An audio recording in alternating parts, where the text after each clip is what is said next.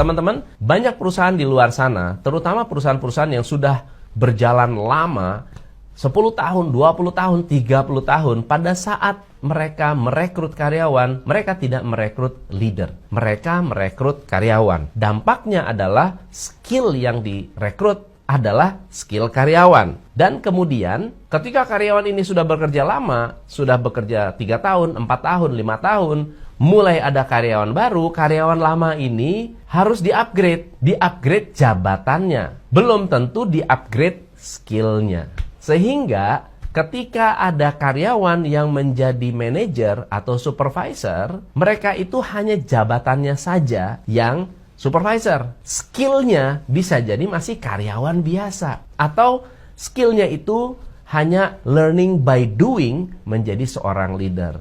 Akhirnya mereka memiliki banyak keterbatasan. Nah, salah satunya adalah 7 kesalahan fatal yang dilakukan oleh leader. Yuk kita mulai. Jangan lupa subscribe di channel Tom MC Ifle. Oke, kesalahan yang pertama atau kebiasaan yang salah. Yang pertama, merasa bahwa semua orang sama dengan mereka. Dulu waktu saya kerja, nggak ada tuh yang bimbing. Saya cari tahu sendiri, semuanya saya kerjain sendiri, saya belajar sendiri, nggak ada tuh ya manja-manja, dikit-dikit nanya. Berarti semua orang harus seperti saya. Akhirnya, cenderungannya mereka lepas tangan. Mereka akan merasa bahwa anak buah mereka adalah orang-orang yang penuh inisiatif, orang-orang yang pinter, bisa belajar sendiri, dan kalau salah, itu karena mereka malas. Dan akhirnya, karyawan-karyawan merasa tidak dibimbing, dan merasa tidak dipedulikan, dan kerjanya asal-asalan. Apa sih efek dari kerja asal-asalan? Kalau Anda punya karyawan,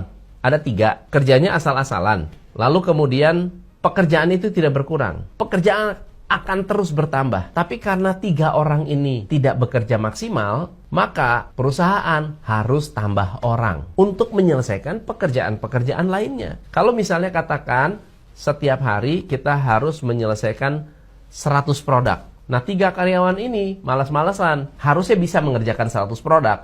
Tapi hanya 3 orang ini menyelesaikan 60 produk. Yang sisa 40 nggak ada yang menyelesaikan. Yang 40 itu tertunda atau tertunda untuk besok harinya. Sementara hari kedua harus bikin 100 lagi. Ditambah 40, 140. Tapi mereka hanya mau mengerjakan 60. Apa efeknya? Yang harusnya bisa menyelesaikan 100, mereka hanya menyelesaikan 60. Perusahaan akan bilang, kita kurang orang. Akhirnya nambah orang. Nah, nambah orang, kalau perilaku leadernya lepas tangan, tidak memberikan training, tidak memberikan motivasi, tidak memberikan pendampingan, tidak memberikan koreksi, tidak memberikan feedback, maka harus nambah orang lagi untuk menutupi kekurangan orang-orang yang sudah ada. Nah, itu kesalahan yang pertama, kebiasaan yang pertama. Yang kedua, kebiasaan tidak memberi feedback. Kalau tadi lepas tangan ya, sekarang yang kedua nggak kasih feedback. Nggak kasih feedback itu begini, ada karyawan bekerja, tidak dikoreksi, saat salah, dimarahin. Pada saat melaporkan, nggak dibaca. Misalnya contoh ya, ada seorang sales, namanya Doni. Doni ini anak baru kerja 6 bulan. Diminta untuk membuat presentasi. Lalu kemudian presentasi ini dikirimkan ke atasannya. Tapi atasannya nggak lihat, atasannya nggak baca, atasannya tidak memperhatikan. Dan Doni berasumsi bahwa atasan ini sudah membaca. No news is good news. Pada saat hari H ketemu customer, baru mulai panik. Kenapa? Karena atasannya baru mulai baca. Ini banyak salah, Don. Ini datanya salah. Ini produk yang ditawarkan salah. Ini tidak sesuai dengan kebutuhan customer. Lalu kemudian mau diapain? Padahal selama 1 minggu tidak pernah ada feedback. Selama 1 minggu tidak pernah ada masukan. Dampaknya apa? Doni akan demotivasi. Kesalahan yang ketiga adalah tidak memahami potensi karyawannya. Tidak semua orang lahir dengan skill yang sama. Tidak semua orang lahir dengan kapasitas yang sama, dan tidak semua orang lahir dengan potensi yang sama. Ada yang pinter, ada yang nggak pinter. Ada yang bisa ditantang, ada yang nggak bisa ditantang. Seorang leader yang tidak memahami potensi seseorang, kecenderungannya menyamaratakan. Semua orang sama. Padahal belum tentu. Kesalahan yang keempat adalah unclear expectation. Unclear expectation ini, ketidakjelasan ekspektasi, membuat karyawan merasa bahwa saya sudah kerja keras, tapi kok masih kurang. Pernah nggak punya karyawan seperti itu? Atau pernah nggak Anda sebagai tim merasa sudah kerja keras, tapi nggak pernah dihargai? Karena ekspektasi Anda itu sudah maksimal. Tapi karyawan yang lain bilang, enggak tuh, saya kerja baik-baik aja, di reward. Ya kan, nggak clear kan? Lebih parah lagi kalau misalnya atasan bilang, wah lu udah kerja keras, kurang itu. Unclear expectation sangat berbahaya. Kesalahan yang kelima, dunia berubah, leader tidak berubah.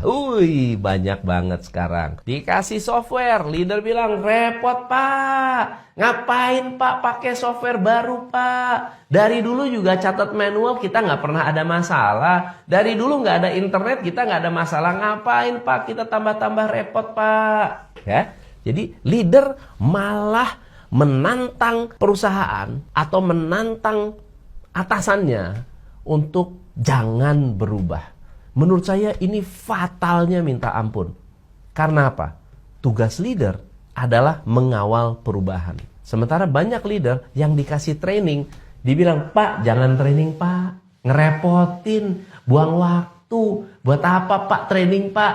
Kita juga banyak kerjaannya. Padahal mereka malas berubah. Atau mungkin ada sistem baru yang diterapkan oleh perusahaan, lalu kemudian mereka bilang, saya nggak mau ikutin Pak.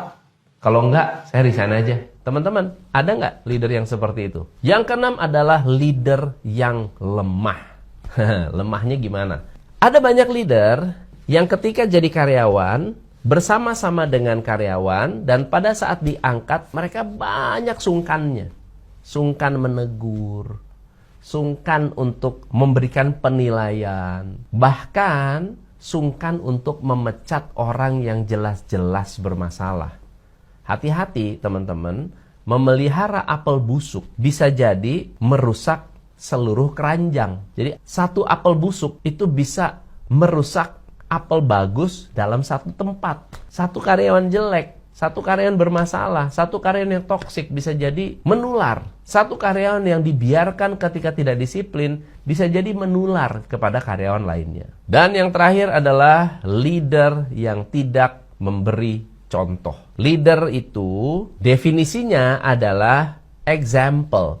Leadership is example. Artinya, apapun yang kita lakukan, langsung tidak langsung akan dicontek oleh anak buah kita. Jadi kalau leader mau minta karyawan disiplin, leader ini harus disiplin dulu. Kalau leader mau karyawan melakukan tugasnya dengan baik, leader harus melakukan tugasnya dengan baik dulu. Inilah yang menurut saya kesalahan-kesalahan fatal yang dilakukan oleh leader-leader senior. Semoga ini bukan Anda.